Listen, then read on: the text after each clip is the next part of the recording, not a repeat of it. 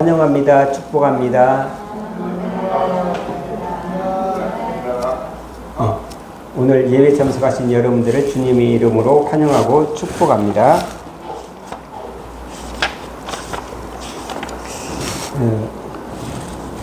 우리가 제가 예를 하나 들어보면 어떤 한 부자가 있었어요.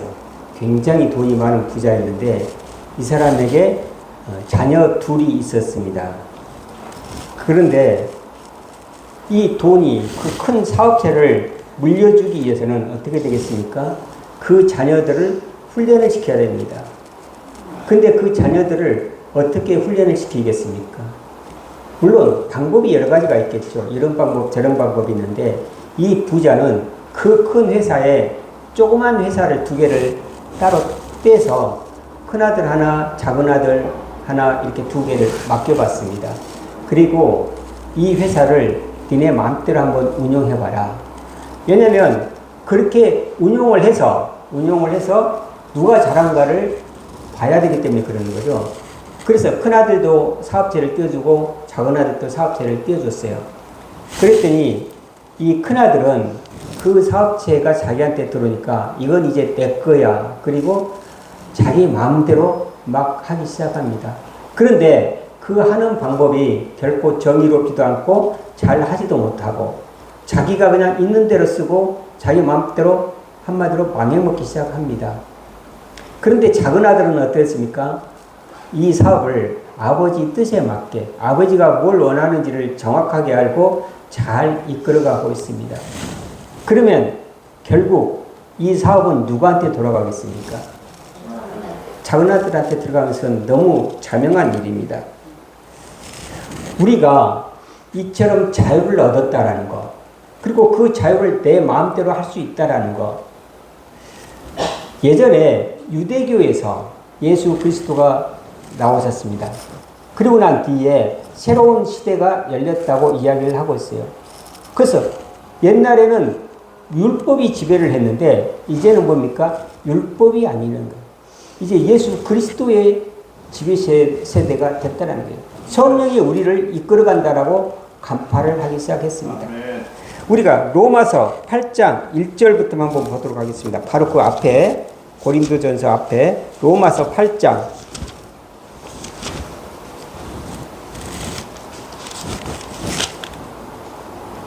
1절부터 우리가 7절까지 한번 교독해 보도록 하겠습니다.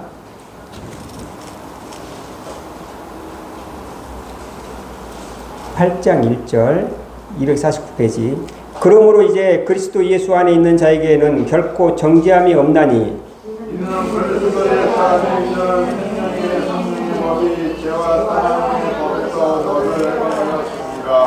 율법이 육신으로 말미암아 연약하여 할 수 없는 그것을 하나님은 하시나니 곧 죄로 말미암아 자기 아들을 죄 있는 육신의 모양으로 보내어 육신의 죄를 정하사 육신을 따르지 않고 그 영을 따라 우리에게 율법의 요구가 이루어지게 하시니라. 육신을 따르는 자는 육신의 일을, 영을 따르는 자는 영의 일을 생각하나니 육신의 생각은 하나님이요 영의 생각은 하나님과 7절 다 같이 육신의 생각은 하나님과 원수가 되나니 이는 하나님의 법에 굴복하지 아니할 뿐 아니라 할 수도 없음이니라. 네.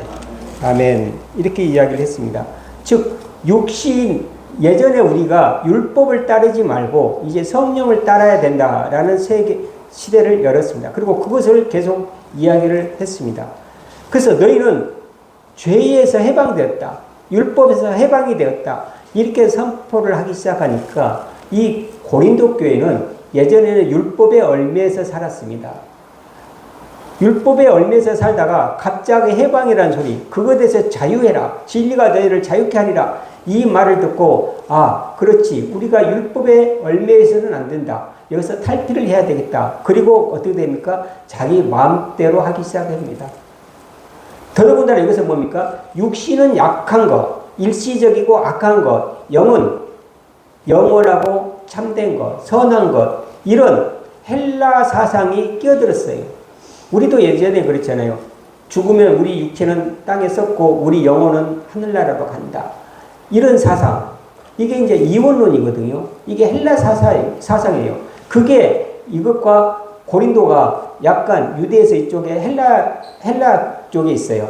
그러니까 원래 이스라엘보다 굉장히 지금 우리가 보면 좌측에 서양 쪽에 훨씬 서양 쪽에 있죠.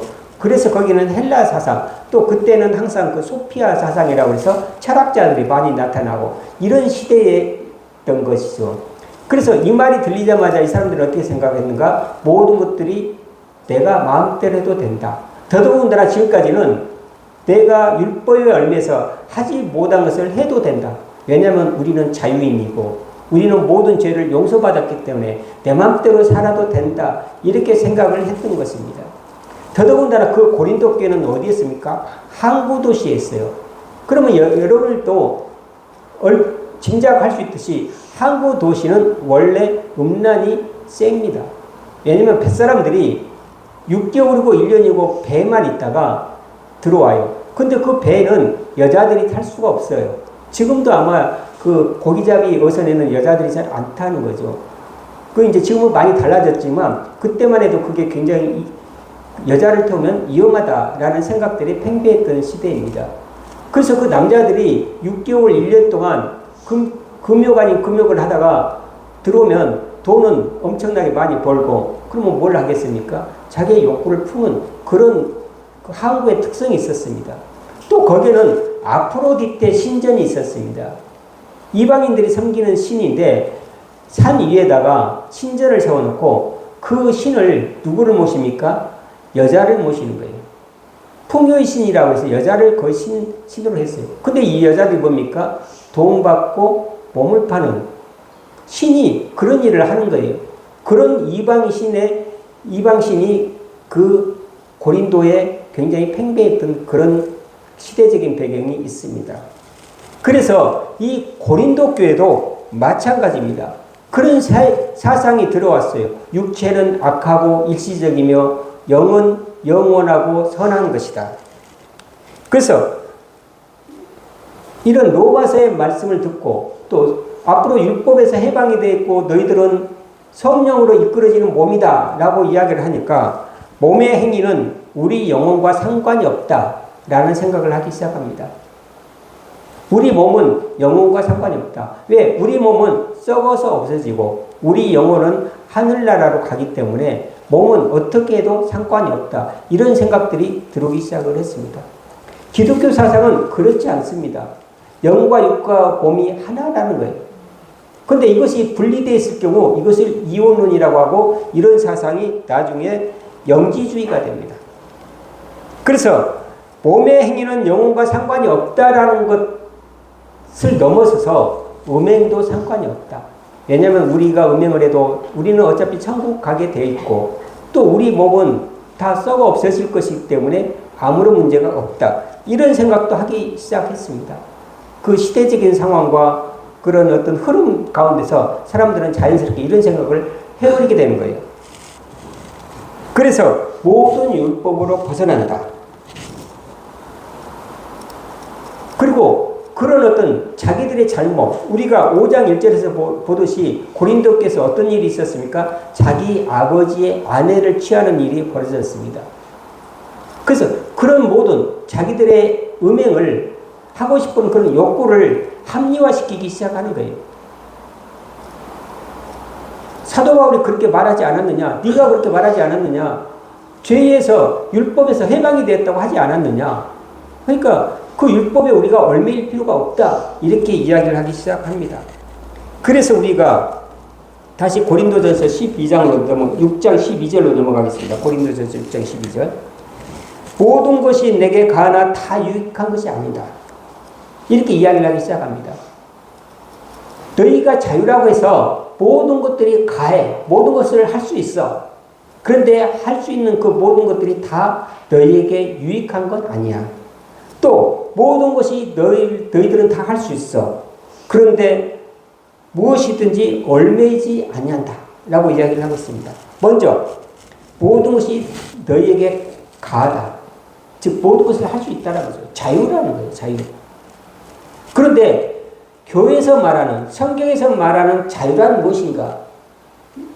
우리가 이것을 살펴봐야 됩니다. 죄와 율법으로부터의 자유라는 것은 과연 무엇을 말하는 것인가? 자유라는 무엇이든지 할 수 있다는 거예요. 그런데 반면에 유익과 동의어는 아니다는 거예요. 자유가 곧 유익하다는 것은 아니라는 거예요. 예를 들어 보십시오. 여러분들이 뷔페를 갑니다. 정말 비싼 뷔페 가면 한 번씩 맛보기도 힘들 만큼 많은 음식들이 있어요. 그러면 여러분들은 무엇이든지 다 먹을 수 있는 권리가 있어요. 그런데 내가 땅콩을 먹고 땅콩 알레르기가 있을 때 그 모든 것들을 다 먹으면 땅콩을 먹겠습니까? 안 먹어요. 다른 사람은 먹을지언정 나는 안 먹어요. 왜냐하면 나는 그것이 알레르기가 있기 때문에 그렇습니다. 또 내가 당뇨가 있어요. 그러면 뷔페 가면 굉장히 단 게 있잖아요. 그 단 것들을 여러분들이 먹습니까? 안 먹어요. 내가 먹는 것은 그 많은 뷔페 중에서도 내가 그것을 먹고 맛있고 또 내가 유익한 것들, 뭐 남자들은 주로 장어를 많이 먹고 뭐 이런 것들 있잖아요. 여자들은 샐러드를 많이 먹고 내가 유익한 것을 먹는 거예요. 그 많은 것이 내가 할 수 있어도 하지 않는 절제라는 거죠. 그래서 이 자유는 절제가 필요합니다. 그런데 그 절제가 뭡니까? 예수 그리스도에게 예속된 자유라는 거예요. 아멘. 모든 것들이 내게 가나 뭡니까? 예수 그리스도에게 예속된 자유가 우리에게 있는 거예요. 하나님의 뜻에 벗어나서 내가 그 자유를 마음껏 내가 마음대로 할 수 있다고 하는 게 아니라는 거예요. 다시 한번 돌아가 보십시오. 처음에 내가 이야기했듯이 그 부자가 큰아들에게 안 넘겨주려고 그래요. 왜냐하면 너무 자유롭게 하거든요. 내가 그 사업을 줬을 때는 내 뜻에 의해서 내가 생각한 우리 전체 그룹이 나가야 될 방향에 도움이 되게끔 사업을 하라고 그랬지. 그것을 허랑방탕 돈 좀 벌었다고 술집에 가서 술 먹고 뭐 다른 데다 막 버리고 쓸데없는 짓 하고 그 사업과 전혀 반대되는 데다 투자를 하고 그러면 되겠습니까? 안 되는 거예요. 그래서 우리가 율법으로부터의 자유함을 얻었어요. 죄로부터의 자유함을 얻었어요. 그런데 그것은 뭡니까? 예수 그리스도의 예속된 자유다. 그 자유는 절제가 필요하다. 그 기준은 무엇인가? 예수 그리스도라는 거예요. 또한 우리가 보면 모든 것이 내게 가나 내게 무엇이든지 얽매이지 아니하리라 라고 이야기를 했습니다. 얽매이지 않는다. 그런데 이 자유는 또 다른 속박을 불러올 수가 있습니다. 자유는 또 다른 속박을 불러올 수가 있어요. 거기에 얽매여서는 안 된다는 거예요. 즉 굉장히 어렵잖아요. 무슨 말이냐면 자유를 빙자한 어떤 습관이나 욕망이 나를 지배하게 해서는 안 된다는 거예요. 내가 자유롭다고 지나가는 사람을 붙잡고 껴안고 그러면 되겠습니까? 내가 자유롭다고 지나가면서 침을 뱉으면 되겠습니까? 또 내가 자유롭다고 술만 마시면 되겠습니까? 술을 마실 수가 있어요. 그런데 그 술을 계속해서 먹으면 어떻게 됩니까? 내가 술 중독이 일어나는 거예요. 또 다른 습관이나 욕망이 나를 지배하기 시작합니다. 그래서 옛날에도 그러잖아요. 처음에 술을 먹을 때 사람이 술을 먹습니다. 그런데 나중에 어떻게 됩니까? 술이 술을 먹어요.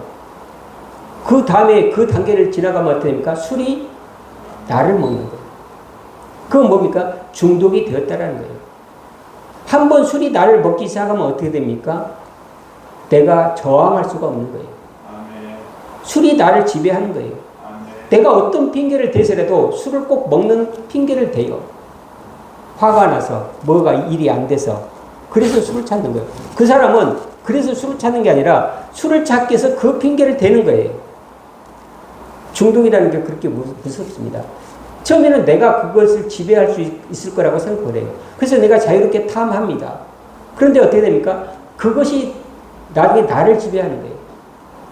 율법으로부터 지배에서 벗어났다고 생각을 했는데 나는 새로운 지배자를 만나서 그 밑에 신음을 하고 있는 거예요. 술만 그렇습니까? 돈도 그렇습니다. 돈의 노예가 되지 마십시오. 돈을 지배하십시오. 돈을 갖지 말라는 이야기가 아닙니다. 돈을 적게 벌라는 이야기가 아닙니다. 돈이 여러분들을 지배하게 해서는 안 됩니다. 권력도 마찬가지입니다. 권력이 여러분들을 지배하게 하지 마십시오. 여러분들은 자유자입니다. 여러분들이 권력을 지배를 해야지 권력이 여러분들을 지배하면 여러분들은 권력의 노예가 되는 겁니다. 성적 욕망도 마찬가지입니다. 스마트폰도 마찬가지예요. 그런 것들이 나를 지배해서는 안 된다는 거예요. 그래서 뭡니까? 내가 무엇이든지 얽매이지 아니하리라. 무엇에 대해서 얽매이지 아니한 것, 이것이 자유입니다. 오로지 예수 그리스도만이 나를 예속할 수가 있습니다. 그게 자유예요. 우리의 자유는 예수 그리스도 안에서의 자유입니다. 내가 선택한 것처럼 보이지만 반복되면 결국 거기에 종이 되기 쉽습니다. 진정한 자유는 예수 그리스도에게 예속된 자유입니다. 13절을 우리가 같이 읽어보도록 하겠습니다. 음식은 배를 위하여 있고 배는 음식을 위하여 있으나 하나님은 이것저것을 다 패하시리라. 몸은 음란을 위하여 있지 않고 오직 주를 위하여 있으며 주는 몸을 위하여 계시느니라 라고 했습니다. 음식과 배를 처음 예를 들었어요. 이 음식과 배는 뭡니까? 일시적인 기능입니다. 일시적인 기능이에요. 그러면 우리가 뭡니까? 고린도의 교인들이 오해하고 있는 것은 배가 음식을 위해서 존재하듯이 몸도 성적인 쾌락을 위해서 존재한다라는 생각을 갖기 시작한 겁니다. 우리 배가 음식을 위해서 존재하듯이 우리 몸도 성적 쾌락을 누릴 수 있지 않느냐 이렇게 생각을 하는 겁니다.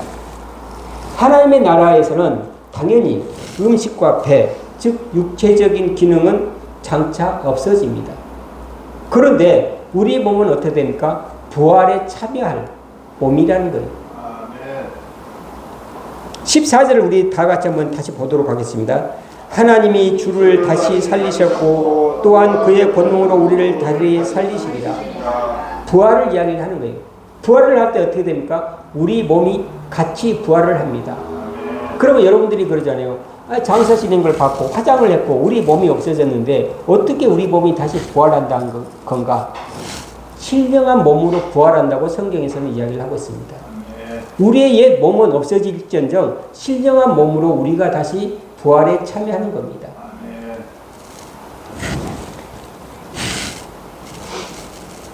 그래서 여기서 보면 패하다라고 되어 있어요. 이것저것을 다 패하시리라. 이것은 없어진 것이 아니라 예수 안에서 성취되어 그 효력이 상실되는 것, 그 효력이 완성되는 거예요. 없어지는 게 아니에요. 우리가 율법을 고린도 교인들은 뭡니까? 율법이 없어졌다라고 생각을 합니다. 그게 아니라는 거예요. 율법은 완성되어진 거예요. 마태복음 5장 17절을 우리가 같이 보도록 하겠습니다. 마태복음 5장 17절.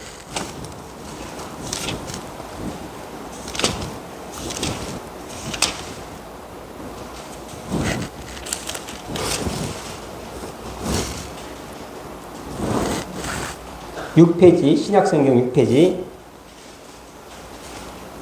자, 우리가 다 같이 읽어보도록 하겠습니다. 내가 율법이나 선지자를 폐하려 온 줄로 생각하지 말라. 폐하려 온 것이 아니요 완전하게 하려 함이라. 내가 율법이나 선지자를 없애려고 오는 게 아니에요.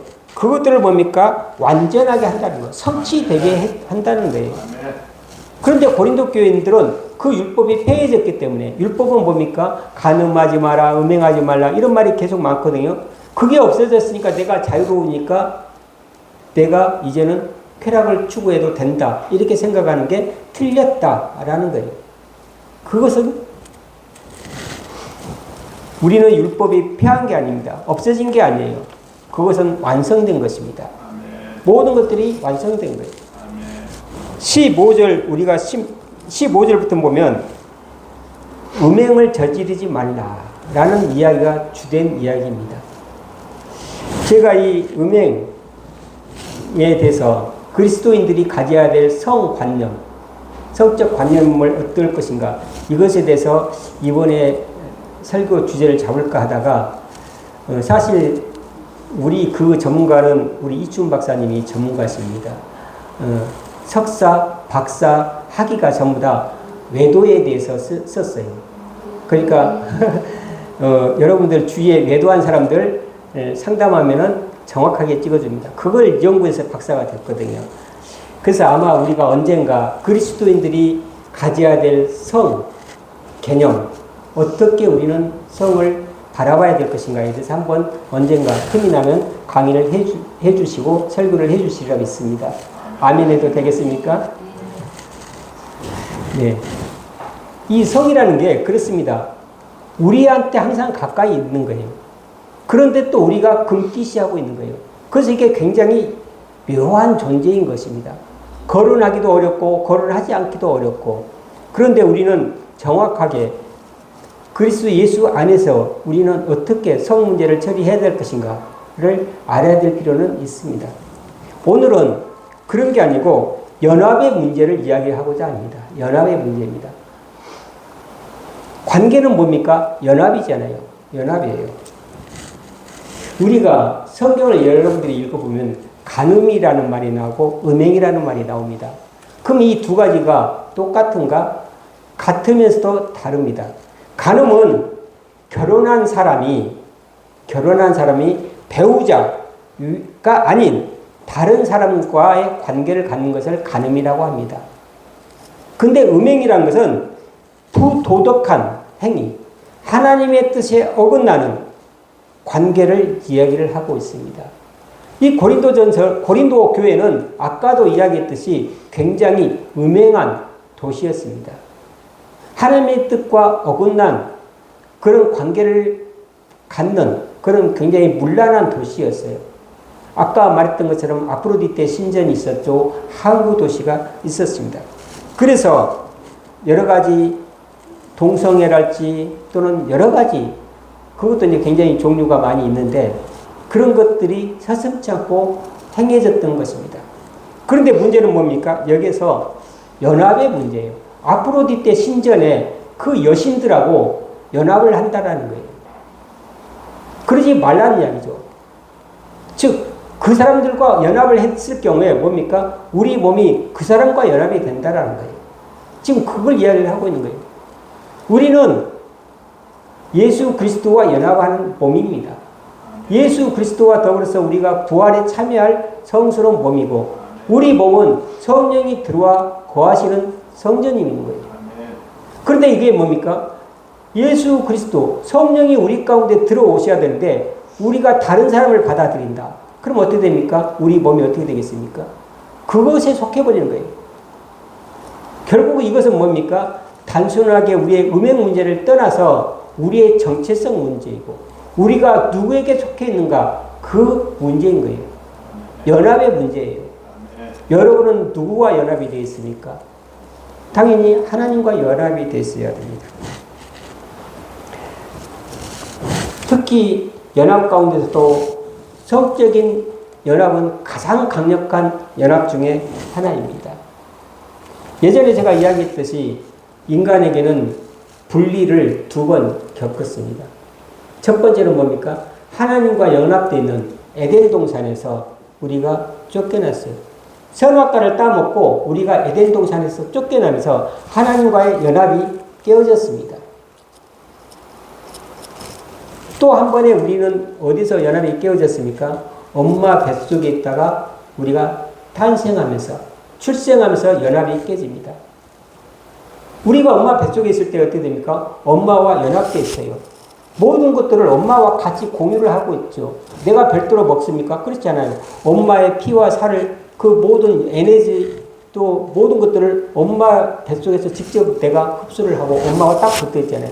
그런데 우리가 출생하면서 그게 분리가 돼서 이제 나오잖아요. 그래서 인간은 이 두 가지의 분리를 가지고 있습니다. 그래서 인간에게는 항상 그런 분리불안이 있는 거예요. 분리불안이. 그래서 우리가 뭡니까? 모이는 거잖아요. 그래서 인간은 사회를 이루고 살잖아요. 그런데 이런 분리를 극복하기 위해서 또 두 가지 방법이 있다라는 거죠. 뭡니까? 하나는 남녀 간의 결합인 거죠. 남녀 간의 결합을 통해서 우리는 합의를 이룬다고 이야기합니다. 또 하나는 뭡니까? 성령이 우리 몸에 왔을 때, 우리가 하나님 곁에, 하나님에 접붙여졌을 때, 즉 하나님을 강력하게 경험을 했을 때 그때 우리는 하나님과 우리가 하나가 되는 기쁨을 갖는 거예요. 그런데 남녀가 같이 합해졌을 때도 우리에게는 굉장히 기쁜 에너지가 솟아나왔듯이 하나님과의 합해졌을 때도 우리에게는 기쁨이 솟아나는 겁니다. 우리가 중독 세미나를 하고 중독 그 치료를 하다 보면 제일 첫 번째가 뭡니까? 내가 중독에 돼 있다라는 것을 인정하는 거예요. 그게 1단계예요. 중독되는 사람이 내가 중독이 돼 있다는 것을 인정을 잘 안 합니다. 중독됐어 그러면 나는 나는 괜찮아. 나는 중독되지 않아서 이렇게 부정부터 합니다. 그러면 고쳐지지가 않습니다. 내가 중독이 됐다라고 인정하는 순간부터 그게 1단계예요. 근데 그 단계가 점점 올라갑니다. 그래서 12단계가 되면 끝나는 거예요. 중독이 끝나는 거예요. 근데 그 12단계가 뭐냐? 하나님을 영접했을 때. 하나님을 영접했을 때. 왜냐하면 하나님을 영접했을 때 중독이라는 것은 내가 가짜 이 도파민이 솟아나거든요. 가짜예요. 그걸로 나의 모든 불안과 모든 힘든 것들을 누르려고 하는 거예요. 그런데 제가 마약 중독자하고 이야기를 나눠봤어요. 그 사람이 그래요. 주사를 내 팔에 꼽는 순간에 창문을 열고 밖을 봤더니 지나다니는 사람들이 다 불쌍하게 보이더라. 이렇게 좋고 이렇게 황홀하고 이렇게 편안한 것을 왜 저 사람들은 모를까? 그런 생각이 든다는 거예요. 근데 그건 뭡니까? 가짜인 거죠.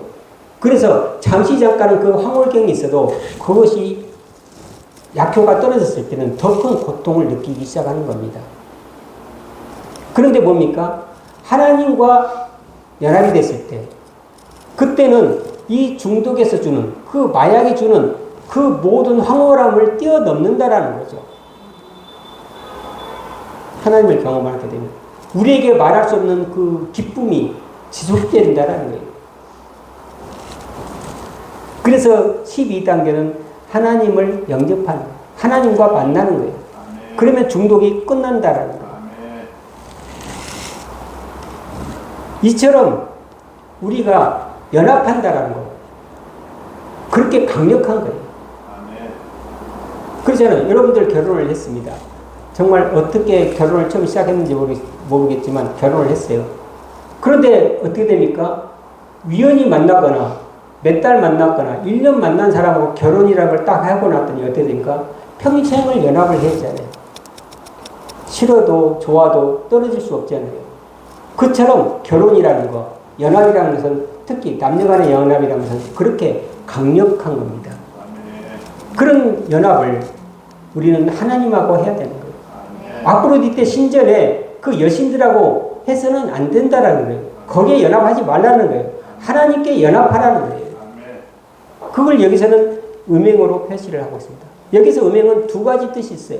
실제로 그 교회에서 음행이 일어났고 또 하나는 그런 사회적인 분위기에서 아프로디테 신전의 여신들하고 같이 합하고 있다는 거예요.